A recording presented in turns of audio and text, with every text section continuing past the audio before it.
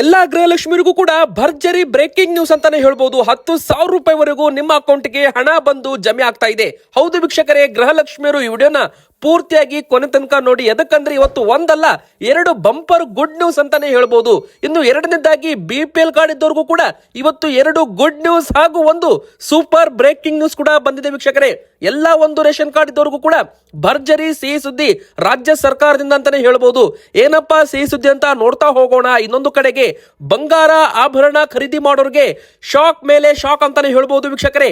ಒಂದೇ ದಿನ 7,000 ರೂಪಾಯಿ ಬಂಗಾರ ಏರಿಕೆ ಆಗೋದ್ರ ಮೂಲಕ ದಾಖಲೆಯ 1,50,000 ರೂಪಾಯಿ ಈಗ ಗಡಿ ದಾಟಿದೆ. ಇನ್ನು ಬೆಳ್ಳಿ ಕೂಡ ದಾಖಲೆಯ 15,000 ರೂಪಾಯಿ ಏರಿಕೆಯಾಗಿ 3,30,000 ರೂಪಾಯಿ ಆಗಿರುವಂತದ್ದು. ಇನ್ನೊಂದು ಕಡೆಗೆ ಮತ್ತೆ ಕರ್ನಾಟಕ ಬಂದ್ ಎಚ್ಚರಿಕೆಯನ್ನ ಕೊಡಲಾಗ್ತಾ ಇದೆ. ಸದ್ಯಕ್ಕೆ ಬರ್ತಾ ಇರೋ ದೊಡ್ಡ ಬ್ರೇಕಿಂಗ್ ನ್ಯೂಸ್ ಅಂತಾನೆ ಹೇಳ್ಬಹುದು ವೀಕ್ಷಕರೇ. ಎದಕ್ಕೆ ಕರ್ನಾಟಕ ಬಂದ್ ಎಂಬುವ ಒಂದು ಪದ ಮತ್ತೆ ಬರ್ತಾ ಇದೆ ಕರ್ನಾಟಕದಲ್ಲಿ? ಎದಕ್ಕಂದ್ರೆ ಯಾವ ಬೇಡಿಕೆಗಳನ್ನ ಇಟ್ಟಿದ್ದಾರೆ, ಯಾರು ಇಟ್ಟಿದ್ದಾರೆ, ಎದಕ್ಕೆ ಅಂತಾನು ಕೂಡ ನೋಡೋಣ. ಇನ್ನು 4 ದಿನದ ಮಟ್ಟಿಗೆ ಬ್ಯಾಂಕ್ಗಳು ಕೂಡ ಹಾಲಿಡೇ ಅಂತ ಹೇಳಲಾಗ್ತಾ ಇದೆ. ಅಂದ್ರೆ ಬ್ಯಾಂಕ್ ನ ಸಿಬ್ಬಂದಿಗಳು ಕೂಡ ಸರ್ಕಾರದ ವಿರುದ್ಧ ಸ್ಟ್ರೈಕ್ ಅನ್ನ ಮಾಡಬಹುದು. ಯಾವಾಗ ಬ್ಯಾಂಕ್ಗಳು ಬಂದ್ ಆಗುತ್ತೆ ಅದನ್ನು ಕೂಡ ನೋಡೋಣ. ಇನ್ನೊಂದು ಕಡೆಗೆ ಮನೆ ಇಲ್ಲದವರಿಗೂ ಕೂಡ ಭರ್ಜರಿ ಸಿಹಿ ಸುದ್ದಿ, ಮನೆಗಳ ವಿತರಣೆ ಶುರುವಾಗ್ತಾ ಇದೆ. ಹೌದು ವೀಕ್ಷಕರೇ, ಲಕ್ಷಾಂತರ ಮನೆಗಳನ್ನ ನಿರ್ಮಾಣ ಕೂಡ ಮಾಡಲಾಗ್ತಾ ಇದೆ. ಮನೆಗಳನ್ನ ನಿರ್ಮಾಣ ಮಾಡಿ ಹಸ್ತಾಂತರ ಕೂಡ ಮಾಡಲಾಗ್ತಾ ಇದೆ. ಮನೆ ಇಲ್ಲದವರು ಕೂಡ ವಿಡಿಯೋ ಪೂರ್ತಿಯಾಗಿ ನೋಡಿ. ಸೂಪರ್ ಸಿಹಿ ಸುದ್ದಿ. ಈ ವಿಡಿಯೋಗೆ ನೀವು ಇನ್ನೂ ಕೂಡ ಲೈಕ್ ಮಾಡಿಲ್ಲ ಅಂದ್ರೆ ಬೇಗನೆ ವಿಡಿಯೋಗೆ ಒಂದು ಲೈಕ್ ಮಾಡೋದರ ಮೂಲಕ ಈ ವಿಡಿಯೋಗೆ ಒಂದು ಸಪೋರ್ಟ್ ಮಾಡಿ. ಹಾಗೆ ಕಮೆಂಟ್ ಬಾಕ್ಸ್ ಅಲ್ಲಿ ಪ್ರತಿಯೊಬ್ಬರು ಗೃಹಲಕ್ಷ್ಮಿಯರು ಕೂಡ ಕಮೆಂಟ್ ಇವತ್ತು ಮಾಡಲೇಬೇಕು. ಎದಕ್ಕಂದ್ರೆ ನಿಮ್ಮ ಕಮೆಂಟ್ಗೆ ನಮ್ಮ ಕಡೆಯಿಂದ ನಿಮಗೆ ಉತ್ತರ ಕೂಡ ಸಿಗುತ್ತೆ. ನಿಮಗೆ ಸೆಪ್ಟೆಂಬರ್ ತಿಂಗಳದ್ದು ಹಣ ಬಂದಿದೆಯಾ ಎಸ್ ಆರ್ ನೋ ಎಂಬುದರ ಮೂಲಕ ಕಮೆಂಟ್ ಮಾಡಿ. ಹಾಗೆ ವಿಡಿಯೋಗೆ ಲೈಕ್ ಮಾಡಿ, ಸಬ್ಸ್ಕ್ರೈಬ್ ಕೂಡ ಮಾಡಿ. ಹೌದು ವೀಕ್ಷಕರೇ, ಎಲ್ಲಾ ಗೃಹಲಕ್ಷ್ಮಿಯರಿಗೂ ಕೂಡ 24ನೇ ಕಂತು ಅಂದ್ರೆ 48,000 ರೂಪಾಯಿವರೆಗೂ ಹಣವನ್ನ ಹಾಕಿದ್ದು ನಿಮಗೆಲ್ಲ ಗೊತ್ತೇ ಇದೆ. ಈಗ ಅಧಿಕೃತವಾಗಿ ಹಣ ಬಿಡುಗಡೆ ಬಗ್ಗೆ ಒಂದು ಭರ್ಜರಿ ಸಿಹಿ ಸುದ್ದಿ ಕೂಡ ಬಂದಿರುವಂತದ್ದು ವೀಕ್ಷಕರೇ. ಈ ಬಾರಿ ನಿಮ್ಮ ಅಕೌಂಟ್ಗೆ ಡೈರೆಕ್ಟ್ ಆಗಿ 4,000 ರೂಪಾಯಿವರೆಗೂ ಹಣ ಬಂದು ಬೀಳಲಿದೆ ಅಂತಾನು ಕೂಡ ಇಲ್ಲಿ ಹೇಳ್ಬಹುದು ವೀಕ್ಷಕರೇ. ಎದಕ್ಕಂದ್ರೆ ಈ ಬಾರಿ ಮುಖ್ಯಮಂತ್ರಿ ಸಿದ್ದರಾಮಯ್ಯನವರೇ ತಮ್ಮ ಒಂದು ಹಣಕಾಸು ಇಲಾಖೆ ಹೊಂದಿದ್ರಿಂದ ಹಣವನ್ನ ಬಿಡುಗಡೆ ಮಾಡಿದ್ದಾರೆ. ಎಲ್ಲಾ ಗೃಹಲಕ್ಷ್ಮಿಯರ ಅಕೌಂಟ್ಗೆ 5,000 ಕೋಟಿ ರೂಪಾಯಿ ಹಣವನ್ನ ಬಿಡುಗಡೆ ಮಾಡಿದ್ದಾರೆ. 4,000 ರೂಪಾಯಿ ಪ್ರತಿ ಗೃಹಲಕ್ಷ್ಮಿ ಅಕೌಂಟ್ಗೆ ಇನ್ನು ಕೆಲವೇ ದಿನ ಅಂದ್ರೂ ಕೂಡ 1 ವಾರ ಅಥವಾ 12 ದಿನದ ಒಳಗೆ ಬಂದು ನಿಮ್ಮ ಅಕೌಂಟ್ಗೆ 4,000 ರೂಪಾಯಿ ಜಮೆ ಆಗಲಿದೆ ವೀಕ್ಷಕರೇ. 2 ಕಂತು ಹಣವನ್ನ ಜಮೆ ಮಾಡಿದ್ದಾರೆ. ಇದು ಯಾವ ಕಂತು ಅಂತಾನು ಕೂಡ ನಿಮಗೆ ಹೇಳಬೇಕಂದ್ರೆ ಫೆಬ್ರವರಿ ಮತ್ತು ಮಾರ್ಚ್ ತಿಂಗಳದ್ದು ಪಾವತಿಯಾಗಿಲ್ಲ, ಅದು ಬಾಕಿ ಉಳಿದಿತ್ತು. ಆ ಒಂದು ಹಣವನ್ನ ಸರ್ಕಾರ ಈಗ ಬಿಡುಗಡೆ ಮಾಡಿದೆ.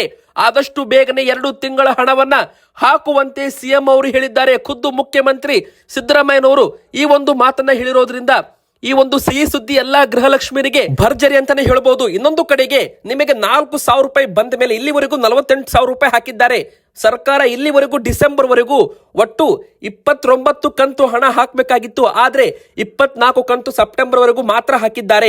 ಇನ್ನು ಅಕ್ಟೋಬರ್, ನವೆಂಬರ್, ಡಿಸೆಂಬರ್ 3 ಕಂತು, ಫೆಬ್ರವರಿ ಮತ್ತು ಮಾರ್ಚ್ ತಿಂಗಳದ್ದು 2 ಕಂತು, ಒಟ್ಟು 5 ಕಂತು ಅಂದ್ರೆ 10,000 ರೂಪಾಯಿ.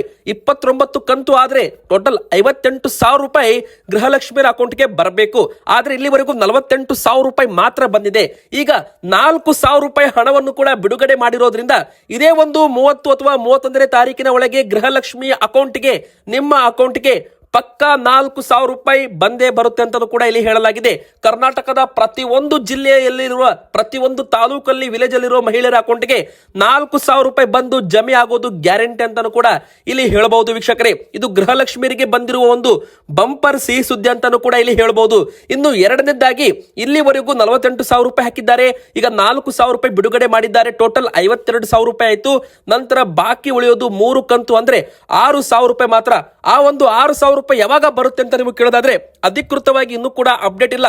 ಫೆಬ್ರವರಿಯಲ್ಲಿ ಅಥವಾ ಮಾರ್ಚ್ ಅಲ್ಲಿ ಬಜೆಟ್ ಇರೋದ್ರಿಂದ ಈ ಬಾರಿ ಬಜೆಟ್ ನಲ್ಲಿ ಬಾಕಿ ಇರೋ ಎಲ್ಲ ಹಣದ ಬಗ್ಗೆ ಕೂಡ ಅಪ್ಡೇಟ್ ಬರಬಹುದು. ಗೃಹಲಕ್ಷ್ಮಿ ಯೋಜನೆಗೆ ಎಷ್ಟು ಹಣ ಮೀಸಲಿಡ್ತಾರೆ ಅದು ಕೂಡ ಅಪ್ಡೇಟ್ ಬರಲಿದೆ. ಇನ್ನು ಎರಡನೇದಾಗಿ ದೊಡ್ಡ ಬ್ರೇಕಿಂಗ್ ನ್ಯೂಸ್, ಕರ್ನಾಟಕ ಮತ್ತೆ ಬಂದ್ ಆಗಬಹುದು ಅಂತ ಇಲ್ಲಿ ಹೇಳಲಾಗ್ತಾ ಇದೆ ವೀಕ್ಷಕರೇ. ಎದಕ್ಕೆ ಬಂದ್ ಮಾಡ್ತಾರೆ ಅಂತ ನೀವು ಕೇಳೋದಾದ್ರೆ ಹಳೆ ಪಿಂಚಣಿ ಯೋಜನೆ ಪಡೆದೇ ತೀರ್ತೀವಿ, ಕರ್ನಾಟಕ ಬಂದ್ ಮಾಡ್ತೀವಿ ಅಂತ ಸರ್ಕಾರಕ್ಕೆ ಎಚ್ಚರಿಕೆ ಕೊಟ್ಟಿದ್ದಾರೆ CS ಷಡಕ್ಷರ ಸರ್ ಅವರು. ಹೌದು ವೀಕ್ಷಕರೇ, ದಾವಣಗೆರೆಯಲ್ಲಿ ಕರ್ನಾಟಕದಲ್ಲಿ ಹಳೆ ಪಿಂಚಣಿ ಜಾರಿ ಆಗಬೇಕು ಎಂಬುದು ಸರ್ಕಾರಿ ನೌಕರರ ಬಹು ದಿನಗಳ ಬೇಡಿಕೆಯಾಗಿದೆ. ಈಗಾಗಲೇ ರಾಜ್ಯ ಸರ್ಕಾರಕ್ಕೆ ಹಲವು ಬಾರಿ ನೌಕರರು ಬೇಡಿಕೆಯನ್ನ ಸಲ್ಲಿಕೆ ಮಾಡಿದ್ದಾರೆ. ಸರ್ಕಾರಕ್ಕೆ ಆಗುತ್ತಿರುವ ಆರ್ಥಿಕ ಹೊರೆ ತಪ್ಪಿಸುವ ಉದ್ದೇಶದಿಂದ 2004ರಲ್ಲಿ ಕೇಂದ್ರ ಸರ್ಕಾರ ಹಳೆ ಪಿಂಚಣಿ ಯೋಜನೆಯನ್ನ ರದ್ದು ಮಾಡಿ ರಾಷ್ಟ್ರೀಯ ಪಿಂಚಣಿ ಯೋಜನೆಯನ್ನ ದೇಶಾದ್ಯಂತ ಜಾರಿ ಮಾಡಿತ್ತು. ಸರ್ಕಾರಿ ನೌಕರರು ಹಳೆ ಪಿಂಚಣಿ ಯೋಜನೆ ಮರು ಜಾರಿ ಮಾಡಬೇಕು ಅಂತ ಸರ್ಕಾರಕ್ಕೆ ಒತ್ತಾಯ ಮಾಡ್ತಾ ಇದ್ದಾರೆ. ಇದೀಗ ಸರ್ಕಾರಿ ನೌಕರರ ಬೇಡಿಕೆಯಾದ ಹಳೆ ಪಿಂಚಣಿ ಯೋಜನೆ ಜಾರಿಗೆ ಸಂಬಂಧಪಟ್ಟಂತೆ ಕರ್ನಾಟಕ ರಾಜ್ಯ ಸರ್ಕಾರಿ ನೌಕರರ ಸಂಘದ ರಾಜ್ಯಾಧ್ಯಕ್ಷರು CS ಷಡಕ್ಷರಿ ಅವರು ಎಚ್ಚರಿಕೆ ನೀಡಿದ್ದಾರೆ. ರಾಜ್ಯ ಸರ್ಕಾರ NPS ರದ್ದು ಮಾಡಿ ಹಳೆ ಪಿಂಚಣಿ ಯೋಜನೆ ಜಾರಿ ಮಾಡದಿದ್ರೆ ಕರ್ನಾಟಕವನ್ನ ಬಂದ್ ಮಾಡ್ತೀವಿ, OPS ಜಾರಿಗಾಗಿ ಹೋರಾಟ ಮುಂದುವರಿಯಲಿದ್ದು ಯಾವುದೇ ಬೆದರಿಕೆಗಳಿಗೆ ನೌಕರರು ಹೆದರಬೇಕಿಲ್ಲ ಅಂತ ಒಂದು ಎಚ್ಚರಿಕೆ ಕೂಡ ಕೊಟ್ಟಿದ್ದಾರೆ. ವೀಕ್ಷಕರೇ, ಒಟ್ಟಾರೆ ಹೇಳೋದಾದ್ರೆ ಸರ್ಕಾರ ಹಳೆ ಪಿಂಚಣಿ ಯೋಜನೆ ಜಾರಿ ಮಾಡಲೇಬೇಕು, ಇಲ್ಲವಾದಲ್ಲಿ ಮುಂದಿನ ದಿನಗಳಲ್ಲಿ ಕರ್ನಾಟಕವನ್ನ ಬಂದ್ ಮಾಡ್ತೀವಿ ಅಂತಾನು ಕೂಡ CS ಷಡಕ್ಷರ ಅವರು ಸರ್ಕಾರಕ್ಕೆ ಒಂದು ಎಚ್ಚರಿಕೆ ಗಂಟೆಯನ್ನು ಕೂಡ ಬಾರಿಸಿರುವಂತದ್ದು. ವೀಕ್ಷಕರೇ, ಇದರೆಲ್ಲರ ನಡುವೆ ಈಗ ಮತ್ತೊಂದು ಹೊಸ ಒಂದು ಬ್ರೇಕಿಂಗ್ ನ್ಯೂಸ್ ಕೂಡ ಬರ್ತಾ ಇದೆ. ವಾರದಲ್ಲಿ 2 ದಿನ ರಜೆಗಾಗಿ ಸಿಬ್ಬಂದಿ ಕೂಡ ಮುಷ್ಕರಕ್ಕೆ ನಿರ್ಧಾರವನ್ನ ಮಾಡಿದ್ದಾರಂತೆ.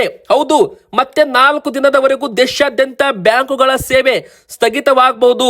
ಹೌದು ವೀಕ್ಷಕರೇ, ಬ್ಯಾಂಕ್ ಸಿಬ್ಬಂದಿಗಳು ಕೂಡ ಒಂದು ವಾರದಲ್ಲಿ 2 ದಿನ ರಜೆಗಳನ್ನ ಕೊಡಬೇಕು. ಅಂದ್ರೆ ಶನಿವಾರ ಭಾನುವಾರ 2 ದಿನ ರಜೆ ಕೊಡಬೇಕು. ಈಗ ಭಾನುವಾರ ಹೇಗಿದೆ ನೋಡಿ, ಶನಿವಾರವೂ ಕೂಡ ರಜೆ ಕೊಡಬೇಕು ಅಂತ ಈ ತರ ಒಂದು ಮನವಿ ಮಾಡಿದ್ದಾರೆ. ಅಂದ್ರೆ ವಾರದಲ್ಲಿ 2 ದಿನ ರಜೆ ಕೊಡಬೇಕು ಅಂತ ಮನವಿ ಮಾಡ್ತಾನೆ ಬರ್ತಾ ಇದ್ದಾರೆ. ಆದ್ರೆ ಈ ಬೇಡಿಕೆ ಇನ್ನೂ ಕೂಡ ಈಡೇರಿಲ್ಲ. ಆದ್ದರಿಂದ ಸಿಬ್ಬಂದಿಗಳು ಕೂಡ ಈಗ ಮುಷ್ಕರಕ್ಕೆ ಮುಂದಾಗಿದ್ದಾರೆ. ನಮ್ಮ ದೇಶಾದ್ಯಂತ 4 ದಿನಗಳ ಕಾಲ ಬ್ಯಾಂಕ್ಗಳ ವ್ಯವಹಾರವನ್ನ ಸ್ಥಗಿತ ಮಾಡೋದರ ಮೂಲಕ 4 ದಿನಗಳ ಕಾಲ ಬ್ಯಾಂಕುಗಳನ್ನ ಬಂದ್ ಮಾಡೋದಕ್ಕೆ ತೀರ್ಮಾನವನ್ನ ಮಾಡಿದ್ದಾರಂತೆ. ವೀಕ್ಷಕರೇ, ಬ್ಯಾಂಕ್ಗಳಲ್ಲಿ ಪ್ರತಿ ತಿಂಗಳು 2 ಮತ್ತು 4ನೇ ಶನಿವಾರ, ಭಾನುವಾರ ಹಾಗೂ ಸರ್ಕಾರಿ ರಜೆಗಳ ದಿನದಂದು ಮುಚ್ಚಿರುತ್ತೆ, ಬಂದಿರುತ್ತೆ. ಇದೀಗ ಸಿಬ್ಬಂದಿ ವಾರದಲ್ಲಿ 2 ದಿನ ಕಡ್ಡಾಯ ರಜೆ ಕೊಡಬೇಕು ಎಂಬ ಪಟ್ಟು ಹಿಡಿದು ಕುಳಿತಿದ್ದಾರೆ. ಇದೇ ವಿಚಾರವಾಗಿ 4 ದಿನ ಮುಷ್ಕರಕ್ಕೂ ಕೂಡ ಮುಂದಾಗಿದ್ದಾರೆ.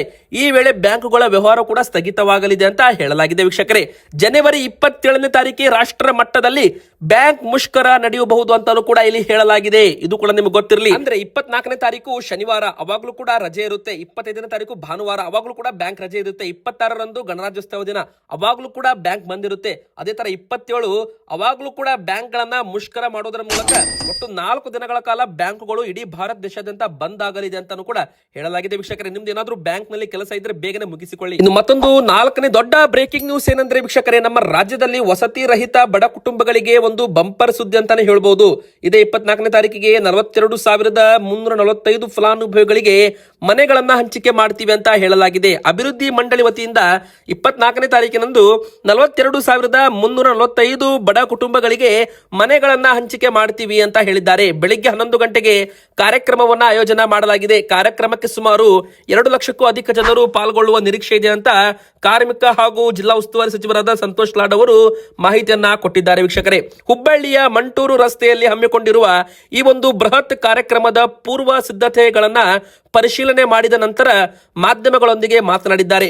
ಈ ಕಾರ್ಯಕ್ರಮಕ್ಕೆ ರಾಜ್ಯಸಭೆ ಪ್ರತಿಪಕ್ಷ ನಾಯಕ ಮಲ್ಲಿಕಾರ್ಜುನ್ ಖರ್ಗೆ ಅವರು, ಮುಖ್ಯಮಂತ್ರಿ ಸಿದ್ದರಾಮಯ್ಯನವರು, ಉಪಮುಖ್ಯಮಂತ್ರಿ DK ಶಿವಕುಮಾರ್ ಅವರು, ಗೃಹ ಸಚಿವರಾದ ಡಾಕ್ಟರ್ G ಪರಮೇಶ್ವರ್ ಅವರು, ಸಮಾಜ ಕಲ್ಯಾಣ ಸಚಿವರಾದ ಡಾಕ್ಟರ್ HC ಮಹದೇವಪ್ಪ ಅವರು ಎಲ್ಲರೂ ಕೂಡ ಬರ್ತಾ ಇದ್ದಾರೆ ಅಂತಾನು ಕೂಡ ಹೇಳಲಾಗಿದೆ. ವೀಕ್ಷಕರೇ, ಇಲ್ಲಿ ಒಟ್ಟು ಹೇಳೋದಾದ್ರೆ ಸಾವಿರಾರು ಮನೆಗಳನ್ನ ವಿತರಣೆ ಮಾಡೋದ್ರ ಮೂಲಕ ಅಂದ್ರೆ ಒಟ್ಟು 42,345 ಮನೆಗಳನ್ನ ಫಲಾನುಭವಿಗಳಿಗೆ ಹಂಚಿಕೆಯನ್ನ ಮಾಡಲಾಗುತ್ತೆ ಅಂತ ಹೇಳಲಾಗಿದೆ. ಇದು ಮನೆಯಿಲ್ಲದವರಿಗೆ ಭರ್ಜರಿ ಸಿಹಿ ಸುದ್ದಿ. ಇನ್ನು ವೀಕ್ಷಕರೇ, 5ನೇ ದೊಡ್ಡ ಬ್ರೇಕಿಂಗ್ ನ್ಯೂಸ್ ಏನಂದ್ರೆ BPL ಕಾರ್ಡ್ ಇದ್ದವರಿಗಂತೂ ಬಂಪರ್ ಬ್ರೇಕಿಂಗ್ ನ್ಯೂಸ್. ಇನ್ ಮುಂದೆ ಹೊಸ BPL ರೇಷನ್ ಪಡೆಯೋರಿಗೂ ಕೂಡ ಆದಾಯ ಮಿತಿ ಹೆಚ್ಚಳಕ್ಕೆ ಸರ್ಕಾರ ಗ್ರೀನ್ ಸಿಗ್ನಲ್ ಕೊಟ್ಟಿದೆ. ಒಂದು ಕಡೆಗೆ ಇದ್ದವರಿಗೂ ಇಲ್ಲದವರಿಗೂ ಎರಡೂ ಕೂಡ ಗುಡ್ ನ್ಯೂಸ್ ಇದೆ. ಇದ್ದವರಿಗೆ ಗುಡ್ ನ್ಯೂಸ್ ಏನಂತಾನು ಕೂಡ ನೋಡೋಣ. ಇನ್ ಮುಂದೆ ನಿಮಗೆ ಇಂದಿರಾ ಕಿಟ್ ಕೊಡ್ತಾರೆ, ಅದು ಒಂದನೇ ಗುಡ್ ನ್ಯೂಸ್. ಇಂದಿರಾ ಕಿಟ್ ನಲ್ಲಿ ಅಡುಗೆ ಎಣ್ಣೆ, ಉಪ್ಪು, ಸಕ್ಕರೆ, ತೊಗರಿ ಬೇಳೆ ಈ 4 ವಸ್ತುಗಳು 5 kg ಅಕ್ಕಿ ಜೊತೆಗೆ ಇರುತ್ತೆ. ಇನ್ನು ಎರಡನೇ ಗುಡ್ ನ್ಯೂಸ್ ಏನಂದ್ರೆ, ಇನ್ ಮುಂದೆ OTP ಆಧಾರಿತ ಪಡಿತರ ವಿತರಣೆ ವ್ಯವಸ್ಥೆಯನ್ನ ಜಾರಿಗೆ ತರ್ತಾ ಇದ್ದಾರೆ. ಬೆರಳಚ್ಚು ಅಂದ್ರೆ ಬಯೋಮೆಟ್ರಿಕ್ ಕೆಲಸ ಮಾಡಿಲ್ಲ ಅಂದ್ರೂ ಕೂಡ ಪಡಿತರ ಕೊಡದೆ ವಾಪಸ್ ಕಳಿಸುವಂತಿಲ್ಲ. ರೇಷನ್ ಕಾರ್ಡ್ ಇದ್ದವರಿಗೆ ವಿತರಣೆ ಮಾಡಲೇಬೇಕು ಅಂತ ಹೇಳಿದ್ದಾರೆ. ಹೀಗಾಗಿ ಇದು ಕೂಡ ಒಂದು ಸಿಹಿ ಸುದ್ದಿ. OTP ಮೂಲಕವೂ ಕೂಡ ವಿತರಣೆ ಮಾಡಬಹುದು. ಒಂದು ವೇಳೆ ಬಯೋಮೆಟ್ರಿಕ್ ಕೆಲಸ ಮಾಡಿಲ್ಲ ಅಂದ್ರೆ ಮ್ಯಾನುವಲ್ ಆಗಿ ಬರೆದುಕೊಂಡು ಕೂಡ ವಿತರಣೆ ಮಾಡಬೇಕು ಅಂತ ಹೇಳಿದ್ದಾರೆ. ಈ ಮೂಲಕ 1,27,00,000 BPL ಕುಟುಂಬಗಳಿಗೆ ರಾಜ್ಯ ಸರ್ಕಾರ ಒಂದು ಸಿಹಿ ಸುದ್ದಿ ಕೊಟ್ಟಿದೆ. ಅದರ ಜೊತೆಗೆ ಇಂದಿರಾ ಕಿಟ್ ಕೂಡ ವಿತರಣೆ ಆಗ್ತಾ ಇದೆ. ಇನ್ನು ವೀಕ್ಷಕರೇ, ನೀವೇನಾದ್ರೂ ಈ 3 ತಪ್ಪು ಮಾಡಿದ್ರೆ ನಿಮ್ಮ BPL ಕಾರ್ಡು ಬಂದ್ ಆಗುತ್ತೆ, ಎಚ್ಚರದಿಂದಿರಿ. ಹೌದು ವೀಕ್ಷಕರೇ, ನೀವೇನಾದ್ರೂ 6 ತಿಂಗಳಿನಿಂದ ಪಡಿತರ ಪಡೆದುಕೊಂಡಿಲ್ಲ ಅಂದ್ರೆ ನಿಮ್ಮ ರೇಷನ್ ಕಾರ್ಡು BPL ಇದ್ದದ್ದು APL ಆಗುತ್ತೆ. ನಿಮಗೆ ಅನ್ನಭಾಗ್ಯ ಅಕ್ಕಿನೂ ಸಿಗಲ್ಲ, ಇಂದಿರಾ ಕಿಟ್ಟು ಸಿಗಲ್ಲ. ಇನ್ನು ಎರಡನೇದಾಗಿ ನೀವೇನಾದ್ರೂ ಈ KYC ಮಾಡಿಸಿಲ್ಲ ಅಂದ್ರೆ ಬೇಗನೆ ಮಾಡಿಸಿಲ್ಲ ಅಂದ್ರೆ ನಿಮ್ಮ ಒಂದು BPL ಕಾರ್ಡು APL ಕಾರ್ಡ್ ಆಗುತ್ತೆ. ಇನ್ನು ಅನ್ನಭಾಗ್ಯದ ಅಕ್ಕಿ ಆಗಿರ್ಬೋದು, ಇಂದಿರಾ ಕಿಟ್ಟು ಹಣಕ್ಕೋಸ್ಕರ ಮಾರ್ಕೆಟ್ ಅಲ್ಲಿ ಮಾರಾಟ ಮಾಡಿ ಸಿಕ್ಕಿ ಬಿದ್ರೆ ನಿಮ್ಮ ಒಂದು BPL ಕಾರ್ಡು ರದ್ದಾಗುತ್ತೆ. ನಿಮಗೆ APL ಕಾರ್ಡ್ ಕೊಡ್ತಾರೆ, ಮತ್ತೆ ನಿಮಗೆ ದಂಡ ಕೂಡ ಹಾಕ್ತಾರೆ, ಮತ್ತೆ ಕೇಸ್ ಕೂಡ ಹಾಕ್ತಾರೆ ಅಂತ ಇಲ್ಲಿ ಹೇಳಲಾಗಿದೆ ವೀಕ್ಷಕರೇ. ಇದು ಕೂಡ ನಿಮಗೆ ಗೊತ್ತಿರಲಿ. ಇನ್ನು ಹೊಸ BPL ಕಾರ್ಡ್ ಪಡೆಯುವಂತವರಿಗೆ ಆದಾಯ ಮಿತಿ ಹೆಚ್ಚಳಕ್ಕೆ ಸರ್ಕಾರ ಗ್ರೀನ್ ಸಿಗ್ನಲ್ ಕೊಟ್ಟಿದೆ. ಈಗ ಕೇಂದ್ರ ಸರ್ಕಾರವು ಜನತೆಗೆ ಒಂದು ಗುಡ್ ನ್ಯೂಸ್ ಕೊಡಲಿದೆ. ಪಡಿತರ ಚೀಟಿ ಪಡೆಯಲು ಇದ್ದ ಆದಾಯ ಮಿತಿ 1,20,000 ರೂಪಾಯಿ ಅದನ್ನ ಹೆಚ್ಚಳ ಮಾಡುತ್ತೆ ಅಂತ ಹೇಳಲಾಗ್ತಾ ಇದೆ. ಇದು ಕೂಡ ಒಂದು ಬಂಪರ್ ಬ್ರೇಕಿಂಗ್ ನ್ಯೂಸ್ ಅಂತಾನೆ ಹೇಳ್ಬಹುದು. ಇನ್ನು ವೀಕ್ಷಕರೇ, ಒಂದು ಕೊನೆಯ ಶಾಕಿಂಗ್ ನ್ಯೂಸ್ ಏನಂದ್ರೆ ಬಂಗಾರ ಮತ್ತು ಬೆಳ್ಳಿ ದರದ ಬಗ್ಗೆ. ವೀಕ್ಷಕರೇ, ಒಂದೇ ದಿನ ಬಂಗಾರ ದರ 7,000 ರೂಪಾಯಿ ಏರಿಕೆ ಆಗೋದ್ರ ಮೂಲಕ ಒಂದು ದೊಡ್ಡ ಶಾಕ್ ಕೊಟ್ಟಿದೆ ಅಂತ ಹೇಳ್ಬೋದು. ಭಾರತದ ಇತಿಹಾಸದಲ್ಲಿ ಒಂದೇ ದಿನ ಬಂಗಾರ ಇಷ್ಟೊಂದು ಏರಿಕೆ ಆಗಿದ್ದು ಇದೇ ಮೊದಲು ಅಂತಾನೂ ಕೂಡ ಹೇಳಲಾಗ್ತಾ ಇದೆ. ಒಂದೇ ದಿನ 6,820 ರೂಪಾಯಿ 10 ಗ್ರಾಮ್ ಮೇಲೆ ಏರಿಕೆ ಆಗಿದ್ರೆ ವೀಕ್ಷಕರೇ, 100 ಗ್ರಾಮ್ ಒಂದು ಬಿಸ್ಕೆಟ್ ಬರುತ್ತಲ್ಲ 100 ಗ್ರಾಮ್ದು, ಅದು ಬರೋಬ್ಬರಿ 68,200 ರೂಪಾಯಿ ಏರಿಕೆ ಆಗಿದೆ 100 ಗ್ರಾಮ್ ಮೇಲೆ. ಈ ಮೂಲಕ 1,49,780 ರೂಪಾಯಿ ಇದ್ದ 10 ಗ್ರಾಮ್ ಬಂಗಾರ ಇವತ್ತು 1,56,600 ರೂಪಾಯಿ ಆಗಿದ್ದು ಇದು ಕೂಡ ಒಂದು ಬಿಗ್ ಶಾಕ್ ಅಂತಾನೆ ಹೇಳ್ಬೋದು. ಬಂಗಾರ ಆಭರಣ ಖರೀದಿ ಮಾಡೋರ್ಗಂತೂ ಬೆಲೆ ಗಗನಕ್ಕೇರಿದೆ. ಇನ್ನು ಬೆಳ್ಳಿ ಕೂಡ ಒಂದೇ ದಿನ 10,000 ರೂಪಾಯಿ ಏರಿಕೆ ಆಗೋದ್ರ ಮೂಲಕ 3,20,000 ರೂಪಾಯಿ ಇದ್ದದ್ದು 3,30,000 ರೂಪಾಯಿ ಆಗಿದೆ. ಬೆಳ್ಳಿ ದರವು ಕೂಡ ದಾಖಲೆ ಮುರಿದಿದೆ. ಬಂಗಾರದ ಬೆಲೆ ಇತಿಹಾಸದಲ್ಲೇ ಭಾರತದಲ್ಲಿ ಮೊದಲ ಬಾರಿಗೆ ಎಲ್ಲಾ ಒಂದು ರೆಕಾರ್ಡ್ಸ್ ಗಳನ್ನ ಬ್ರೇಕ್ ಮಾಡಿದೆ. ನಿಮ್ಮ ಪ್ರಕಾರ 10 ಗ್ರಾಮ್ ಚಿನ್ನ ಎಷ್ಟಾಗಬೇಕು, ಅದೇ ತರ 1 kg ಬೆಳ್ಳಿ ದರ ಎಷ್ಟಾಗಬೇಕು, ಕಮೆಂಟ್ ಮಾಡಿ, ವಿಡಿಯೋಗೆ ಲೈಕ್ ಮಾಡಿ, ಹಾಗೆ ನಿಮ್ಮ ಅನಿಸಿಕೆ ಏನೇ ಇದ್ರೂ ಕಮೆಂಟ್ ಮಾಡಿ. ನಮ್ಮ ಚಾನಲ್ಗೆ ಸಬ್ಸ್ಕ್ರೈಬ್ ಆಗಿಲ್ವಾ, ಬೇಗನೆ ಸಬ್ಸ್ಕ್ರೈಬ್ ಕೂಡ ಆಗಿ.